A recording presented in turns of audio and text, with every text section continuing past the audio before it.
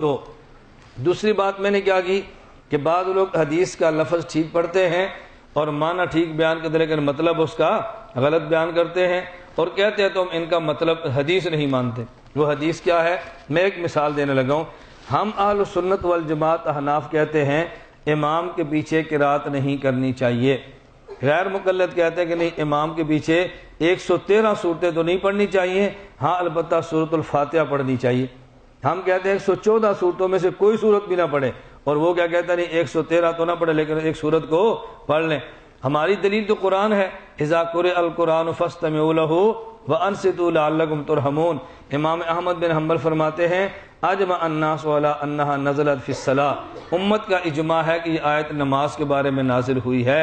جب امام قرآن پڑھے تو تم سنا کرو، امام قرآن پڑھے تو تم سنا کرو، اور یہ تو ہوگا فجر مغرب عشاء میں، اور جب امام قرآن پڑھے تمہیں امام کی آواز ہی نہیں تو پھر کیا کرو؟ فرمایا وانصتوا، اب تم سن تو نہیں سکتے لیکن چپ اب بھی رہا کرو۔ صاحب مدارک نے لکھا ہے نمازیں دو قسم کی ہیں، نمبر 1 جہری اور نمبر 2 سری۔ جہری آواز نمازوں میں امام کی قرات سنائی دیتی ہے، اس میں حکم ہے استمعوا لا، سنا کرو، اور سری نمازوں میں امام کی آواز سنائی نہیں دیتی، اب سن نہیں سکتے لیکن چپ اب بھی رہنا ہے۔ جیسے امام جمعہ کے دن خطبہ پڑھے تو جن کو امام کی آواز آتی ہے وہ امام کی بات سنتے رہیں اور بولے بھی نہ، اور جن تک امام کی آواز نہیں جاتی وہ بولتے رہیں یا چپ رہیں۔ آپ انہیں یہ تو نہیں کہہ سکتے سنیں، وہاں تو آواز جا ہی نہیں رہی نا، تو جہاں تک خطبے کی آواز جاتی ہے ان کے ذمے سننا ہے، اور جہاں تک آواز نہیں جاتی وہ سن تو نہیں سکتے لیکن ان کے ذمے چپ رہنا ہے۔ جہری نماز میں آپ نے سننا ہے، اور سحری نماز میں سری میں سن نہیں سکتے لیکن چپ اب بھی رہنا ہے۔ دیکھو کتنی مضبوط دلیل ہماری قرآن کریم کے اندر موجود ہے، اس سے زیادہ مضبوط دلیل آپ کیا پیش کریں گے؟ لیکن غیر مقلد کہے گا حدیث مبارک میں ہے، صحیح بخاری میں روایت ہے، رسول اللہ صلی اللہ علیہ وسلم نے فرمایا لا صلاۃ لمن لم یقرأ بفاتحۃ الکتاب، جو بندہ فاتحہ نہ پڑھے اس کی نماز نہیں ہوتی۔ تو دیکھو نبی کا فیصلہ ہے کہ جو فاتحہ نہ پڑھے نماز نہیں ہوتی، ہم نبی کا فیصلہ پیش کرتے ہیں، یہ ان کے مقابلے میں ابو حنیفہ کا فیصلہ پیش کرتے ہیں۔ 10 وہی کلمہ جنے حضور دا پڑھے کہ نبی پاک دا پڑھے کہ امام دا پڑھے؟ تسی کی آکھو گے؟ بتاؤ نا۔ اچھا پھر گل نبی دی مننی ہے کہ امام دی مننی ہے؟ یہ انہیں پھنسانا شروع کر دیں۔ اب بات ٹھیک کریں گے نتیجہ غلط نکالیں گے۔ اللہ کے نبی فرماتے ہیں جب فاتحہ نہ پڑھے نماز نہیں ہوتی، ابو حنیفہ کہتا ہے ہو جاتی ہے۔ دیکھو اللہ کے نبی نال ٹکر لائے کھلوتے ہیں، یہ انہوں اپنا امام بندن پہ ایسا دھوکہ دیں گے کہ بندے کے پاؤں سے زمین نکل جاتی ہے کہ یار امام حنیفہ رحمۃ اللہ علیہ الیاذ باللہ کتنی غلط بات کرتے تھے کہ اللہ کے نبی کے مقابلے میں کھڑے ہو جاتے۔ میں نے کہا حدیث سمجھو، لا صلاۃ لمن لم یقرأ بفاتحۃ الکتاب۔ اچھا اس حدیث کا ترجمہ کیا ہے؟ کہتا ہے جو بندہ فاتحہ نہ پڑھے اس کی نماز نہیں ہوتی۔ ہم نے کہا مقتدی کا تو اس میں لفظ ہی نہیں ہے، کہتا نہیں جو فاتحہ نہ پڑھے، خواہ وہ امام ہو، خواہ وہ مقتدی ہو، خواہ وہ اکیلا ہو، جو بھی نہ پڑھے اس کی نماز نہیں ہوتی۔ ہم نے کہا تم نے خواہ کہا، یہ ترجمہ اللہ کے نبی نے کیا، تم نے خود کیا ہے۔ یہ مطلب کس نے بیان کیا ہے؟ خواہ امام ہو، خواہ مقتدی ہو، خواہ اکیلا ہو، یہ تو اللہ کے نبی نے بات نہیں فرمائی جیسے تو فرما رہا ہے۔ کہتے اس میں سمجھنے کی بات کیا ہے؟ من عربی زبان کا لفظ ہے جو عام ہوتا ہے۔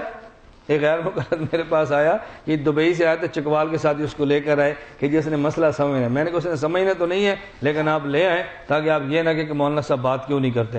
وہ آ گیا، اس نے یہی حدیث پڑھی، کہتا مجھے آپ اس کا مطلب سمجھا دیں، مجھے سمجھ آ گیا تو میں حنفی بن جاؤں گا۔ میں نے کہا تجھے سمجھ آ گیا تو نے پھر بھی نہیں بننا تو نے نہیں ہے لیکن میں سمجھا تجھے دیتا ہوں۔ مجھے کہتا جی بتائیں۔ میں نے کہا جو تو نے سمجھا نا پہلے تو سمجھا دے پھر تاکہ مجھے سمجھانے میں آسانی ہو۔ کہا جی حدیث پاک میں لا صلاۃ لمن لم یقرأ، جو فاتحہ نہ پڑھے اس کی نماز نہیں ہوتی، یہ من تو عام ہے، خواہ مقتدی ہو، خواہ اکیلا ہو، خواہ امام ہو۔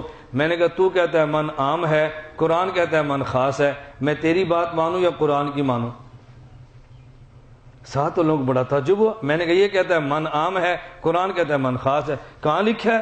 میں نے قرآن کریم میں ہے یستغفرون لمن فی الارض، فرشتے ان لوگوں کے لیے استغفار کرتے ہیں جو زمین میں رہتے ہیں۔ تو زمین میں تو فرعون بھی ہے، زمین میں قارون بھی ہے، زمین میں تو یہ پرویز مشرف بھی ہے، کہ زمین میں تو کتنے بے ایمان جمع ہیں، ان سب کے لیے فرشتے استغفار کرتے ہیں؟ کہتا ہے جی نہیں۔ تو میں نے کہا کس کے لیے استغفار کرتے ہیں؟ کہتا ہے ایمان والوں کے لیے۔ میں نے کہا تو کہتا ہے من عام ہے، قرآن کہتا ہے من خاص ہے، ہن دس میں تیری مننا یا قرآن دی مننا؟ چلو جی میں تحقیق کر کے دساں گا۔ تو میں نے کہا ان سے کیوں جھوٹ بول رہا تھا، مجھے بات سمجھ آ گئی تو میں مان لوں گا، اب سمجھا مجھے بات، میں دیکھوں گا۔ میں نے کہا تو کس کو دیکھے گا؟ اللہ کے نبی سے پوچھے گا؟ کس سے پوچھنا ہے تو نے؟ کسی مولوی سے پوچھنا ہے نا، تو میں مولوی نہیں ہوں، مجھ سے پوچھ لے۔ یہ عجیب بات ہے، تیرا مولوی بات کرے تو ٹھیک ہے، اس پر وحی اترتی ہے، اور ہم بات کریں تو بات غلط ہے۔ مجھے سمجھا، یا کسی اپنے باپ کو فون کر لے، میں ادھر ہی بیٹھو، کر فون، میں یہاں تجھے جانے وقت ضائع کرتے ہو ہمارا؟ تو چکوال سے منہ اٹھا کر آیا، 2 گھنٹے میں نے تجھے دیے، میں نے پہلے ان سے کہا تھا یہ لڑکا بات نہیں مانے گا، جھوٹ بولتا ہے۔